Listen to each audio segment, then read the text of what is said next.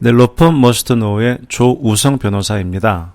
자, 도와줘요 법무팀. 오늘은 내용 증명, 또 배달 증명, 이게 대체 뭔가요? 라는 질문에 대한 답변입니다.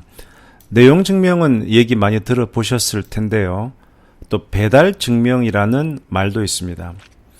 이 두 용어 다 어디에 나오냐 그러면 우편법의 하위 규정인 우편법 시행 규칙에 나오는 건데요.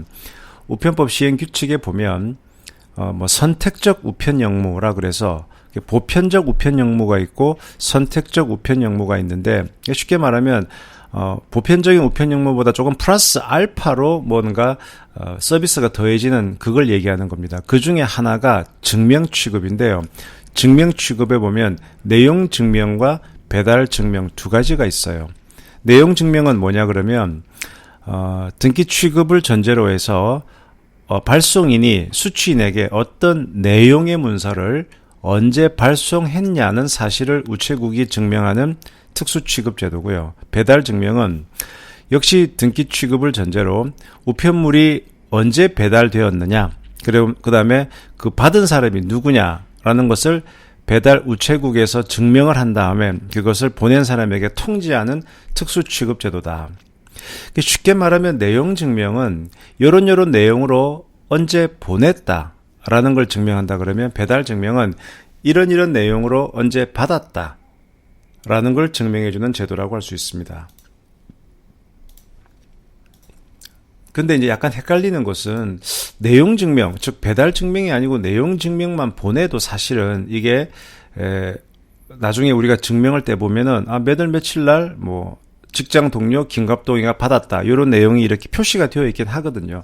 표시가 되어 있긴 하는데 그것은 하나의 그냥 사실관계를 기재한 것일 뿐이고 그 자체가 강한 증명력을 주기는 어렵다라고 보고, 정말로 이게 언제 그쪽에게 누구에게 도달되었는지를 정확히 증명하려고 그러면 배달 증명까지 하는 것이 원칙입니다. 자, 그러면 이 배달 증명이 왜 중요하냐?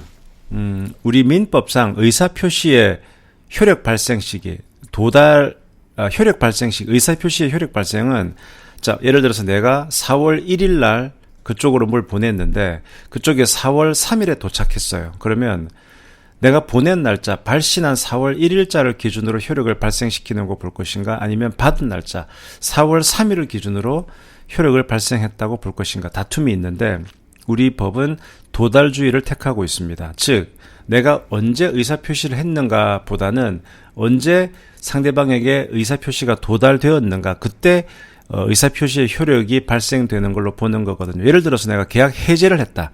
그럼 계약 해제를 통보를 해서 며칠 뒤에 그 해제 통보가 상대방에게 도달이 되면 상대방에게 도달이 된 그 시점에 계약 해제가 된 걸로 보는 겁니다.